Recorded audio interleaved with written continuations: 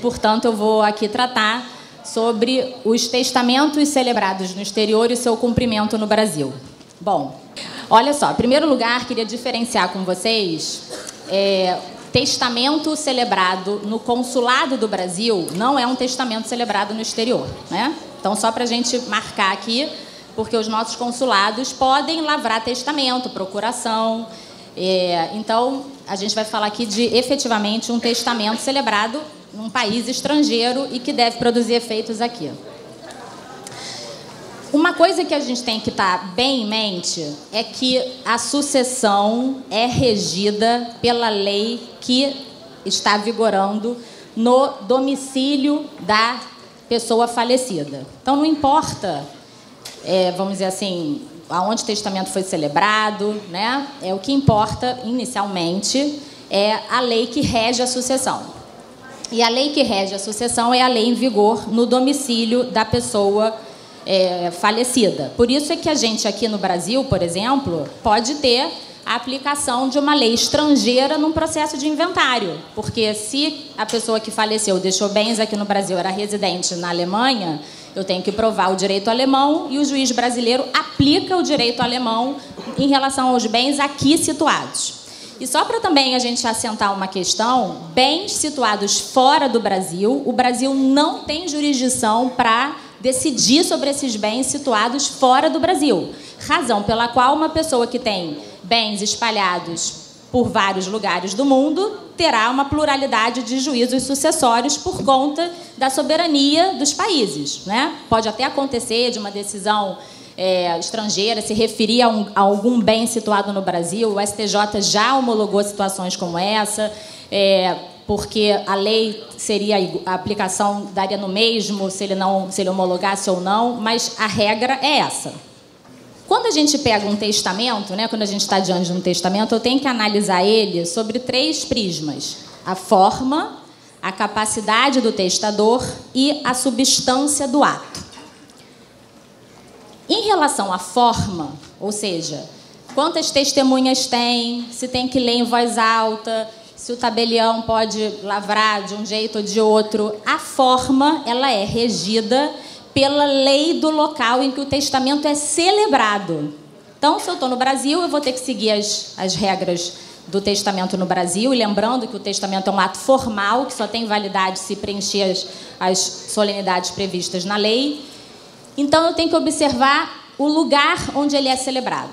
E, até para corroborar essa questão, eu trouxe aqui um acórdão do STJ, que foi um acórdão emblemático, porque ele é citado em vários artigos e outros acórdãos, que foi um testamento lavrado na Itália, era um testamento particular, sem testemunhas, e aí ele veio ser cumprido aqui no Brasil, e pelo fato dele ser um testamento sem testemunhas, aconteceu, então, um certo problema, porque como todos os testamentos aqui no Brasil demandam testemunha, esse não tinha. Mas, ao fim e ao cabo, a decisão foi, olha, lá na Itália eu posso fazer testamento sem testemunha, não há por que não mandar cumprir esse testamento. Bom, e aí o que eu faço, então, quando eu estou com um testamento estrangeiro? Um documento que vem do exterior. Eu tenho que traduzir pelo tradutor público juramentado, ele tem que vir apostilado, ou eu tenho que fazer a consularização nos países que não são signatários da apostila, né? E tenho que ainda registrar o documento no cartório de títulos e documentos. Isso não é uma exclusividade do testamento. Isso acontece para todo e qualquer documento estrangeiro que eu queira que produza efeitos no Brasil. Então, são várias coisas que eu tenho que fazer para isso acontecer. E eu trouxe aqui para vocês o artigo 23 do Código de Processo Civil, que inovou e colocou lá no inciso 2 do artigo 23, quanto à competência, que compete à autoridade brasileira em matéria de competência confirmar testamento particular. E muitos processualistas nem entendem muito bem por que isso apareceu no CPC, porque não havia muita dúvida quanto a isso, mas foi uma inovação do Código de 2015. Bom, falando então da substância do testamento, porque as coisas vão parecendo simples, mas aí quando a gente se depara com um caso concreto, a gente percebe que a situação não é simples. E aí, para ilustrar essa questão, eu trouxe aqui um caso em que O autor da herança, ele era domiciliado no Brasil, ele era americano, domiciliado no Brasil. Então, a princípio, a lei seria brasileira. O que ele aconteceu? Ele estava com câncer e, para se cuidar, para se tratar, ele foi para os Estados Unidos. E, chegando lá, ele não pôde mais voltar por conta do tratamento. E morreu nos Estados Unidos. Logo, a rigor, a lei que se aplicaria para a sucessão seria a lei americana. O que aconteceu com ele? Em 91, ele fez um testamento no Brasil e disse que a legítima deveria ser distribuída em partes iguais entre todos os filhos. E qual era a composição familiar dele? Ele tinha 4 filhos de um primeiro casamento, se casou novamente, essa segunda mulher tinha uma filha que ele adotou. Então, ele passou a ter 5 filhos e a companheira, fruto do segundo casamento. Então, pelo testamento brasileiro celebrado em 91, toda a legítima deveria ser distribuída entre os filhos e a disponível ele tinha deixado para a esposa. Quando chegou em 2006, ele fez outro testamento nos Estados Unidos e esse testamento dava todos os bens que ele tinha para a esposa e para a filha adotiva. E esse testamento não tinha uma cláusula de revogação dos demais. Ele era um outro documento e que dizia: deixo todos os meus bens para minha esposa e para minha filha adotiva. E ele então veio a falecer. E aí, qual foi o ponto? Que a esposa e a filha adotiva, então, disseram: olha, vocês 4 filhos do primeiro casamento, vocês não têm direito a nada, porque nós somos os únicos herdeiros nomeados no testamento posterior. O testamento posterior revoga o anterior. A lei a aplicar é a lei norte-americana, que não é uma lei que protege a priori a herança necessária, né? O sistema da Common Law não tem essa previsão a priori, como é a lei brasileira. E aí ela sustentava que todos os bens eram dela e da filha. Então, nesse caso até eu era advogada, eram os meus clientes, os 4 filhos estavam sem nada. E aí a gente começou a discutir, né, e como todo mundo advogado sabe, que a gente vai, né, puxando uma coisa para lá, outra para cá, não sabe qual é o argumento que vai incutir melhor no juiz. Um dos pontos que nós tínhamos era o próprio problema do domicílio do autor da herança, porque, a rigor, nós sustentávamos que o domicílio dele era no Brasil, que ele tinha ido para os Estados Unidos, porque era um ponto fraco nosso, né? Porque se de fato o domicílio dele era nos Estados Unidos, ele fez um testamento posterior, a tese dela estava com tudo para prevalecer, porque ele fez um novo testamento, designou novos herdeiros, a lei americana, que era a lei do domicílio, segundo a tese da minha ex-adversa, prevaleceria no caso, então meus clientes não tinham mais nada.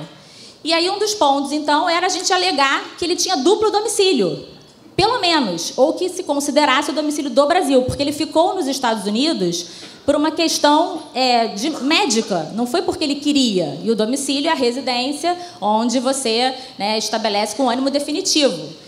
Então, olha só a situação, né, para tratar aqui do tema. A própria questão do domicílio, que eu trouxe para vocês no artigo 10º, que parece tranquila, também não era tranquila, porque eu estava alegando um duplo domicílio no mínimo, ou então dizendo que ele não mudou de domicílio, ele foi para lá se tratar e não pôde mais voltar.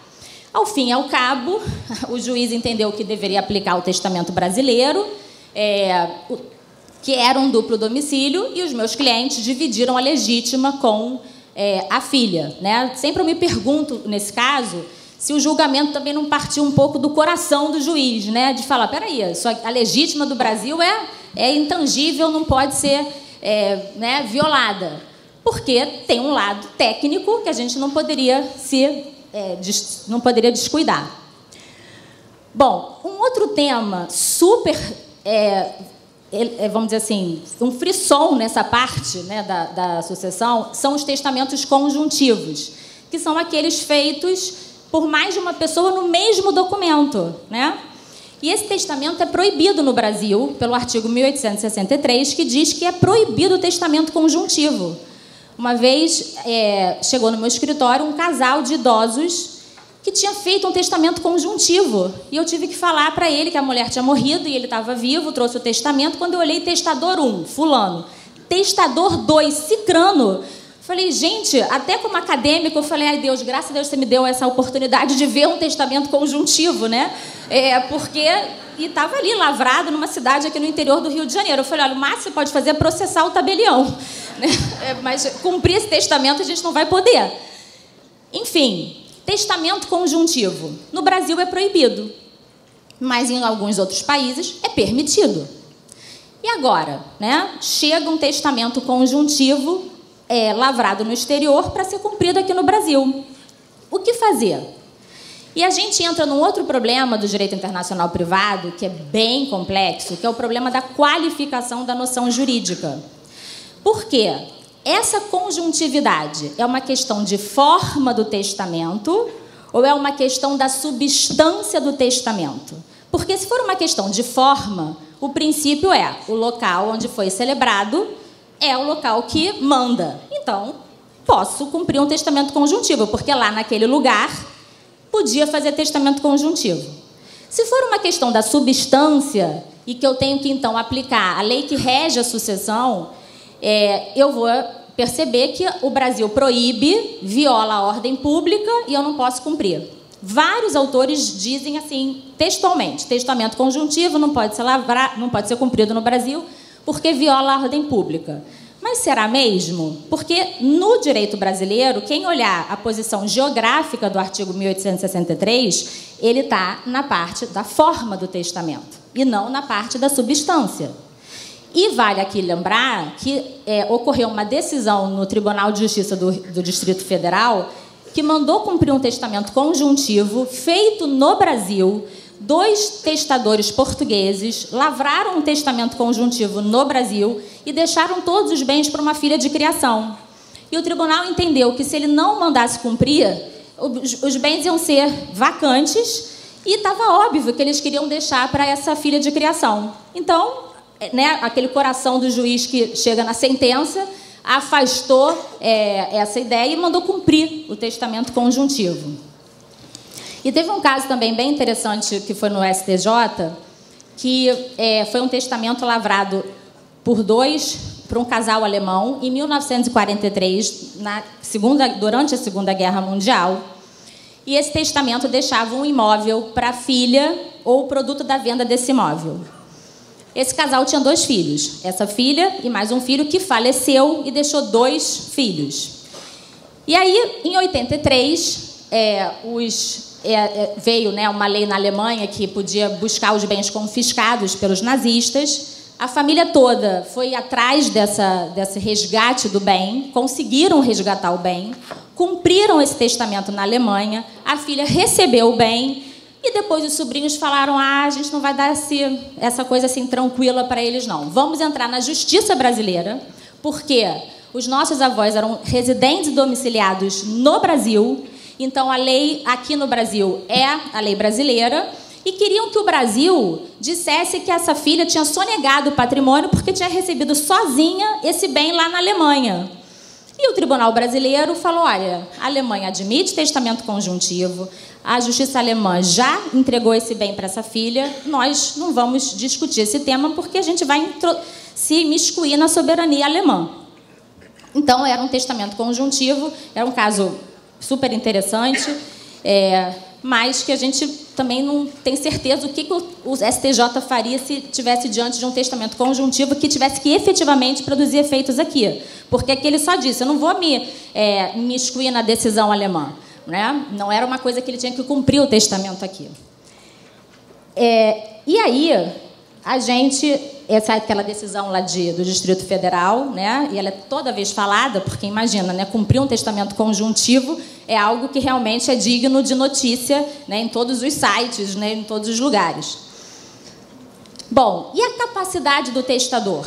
A capacidade do testador, pela lei de introdução às normas do direito brasileiro, aliás, né? Tratar de direito internacional privado significa devorar a lei de introdução às normas do direito brasileiro, né? Porque ali é o nosso berço para estudar esse tema, e sempre lembrando que cada país tem a sua norma de direito internacional privado. Por isso que esse tema é um tema tão difícil, né?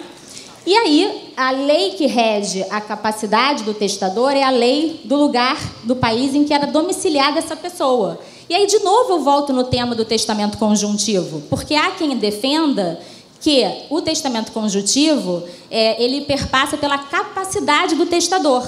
Então, de novo, a qualificação. Se é uma questão de capacidade no domicílio da pessoa, ela podia fazer o testamento conjuntivo, eu poderia cumprir aqui. Então, essa questão do testamento conjuntivo, que a gente parece até, quem se lembra dos manuais, parece que é meio fácil. Não, isso não cumpre porque viola a ordem pública. Não é bem assim. A gente pode ter algumas questões que possamos adentrar e discutir. Bom, e aí a substância do ato, né? As cláusulas do testamento. Porque, ok, a lei estrangeira, por exemplo, o testamento porque a pessoa era domiciliada no estrangeiro, e aí eu tenho um testamento celebrado no país estrangeiro que vai ser cumprido aqui porque tem bens no Brasil. Então, de novo, bens no Brasil, pessoa domiciliada fora do Brasil e testamento celebrado fora do Brasil.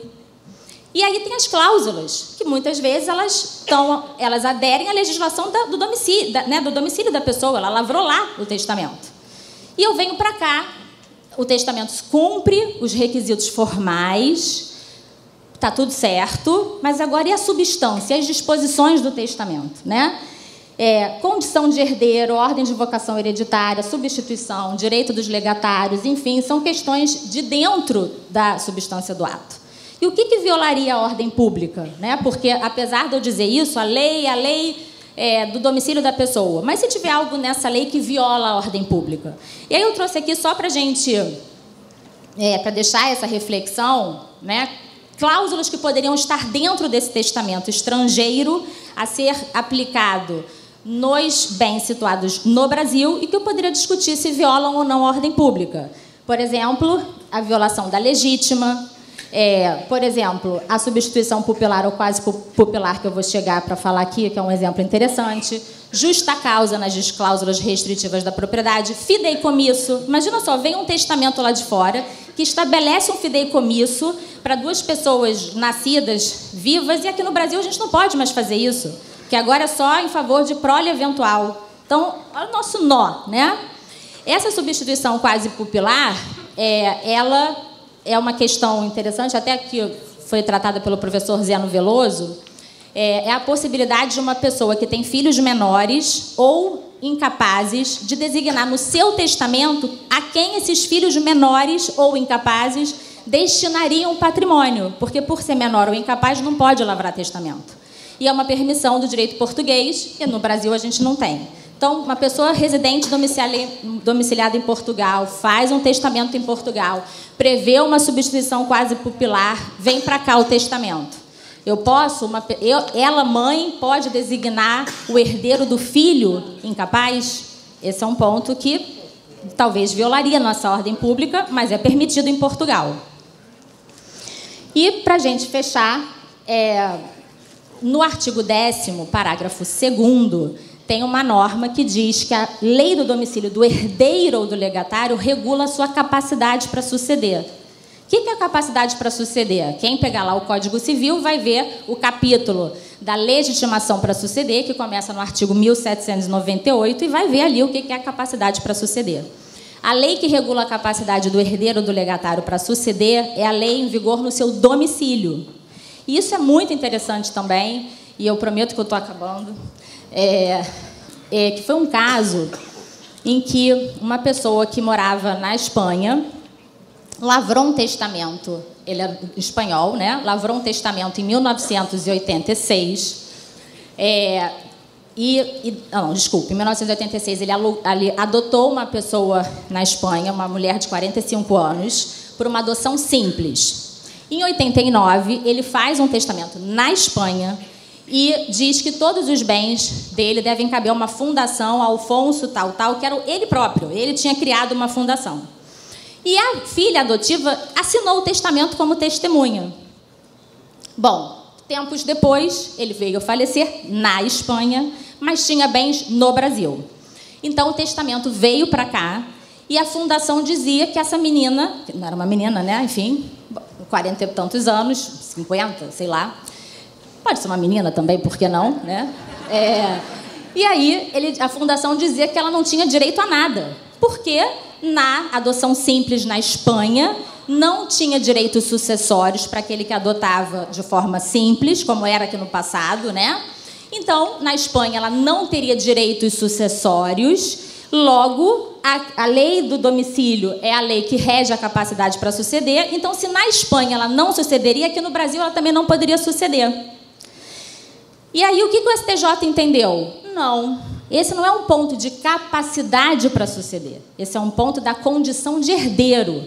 E eu estou fazendo a sucessão já em vigência da Constituição, não tem nenhuma discussão sobre os adotados, e ela vai suceder pelo menos até a metade, porque entendeu que esse não era um ponto de capacidade para suceder, mas sim de qualidade do herdeiro para receber a herança. Então, o fato dela ser adotada e o fato de forma simples a Espanha negar não era suficiente para o Brasil negar, porque aqui no Brasil era uma questão da qualidade do herdeiro.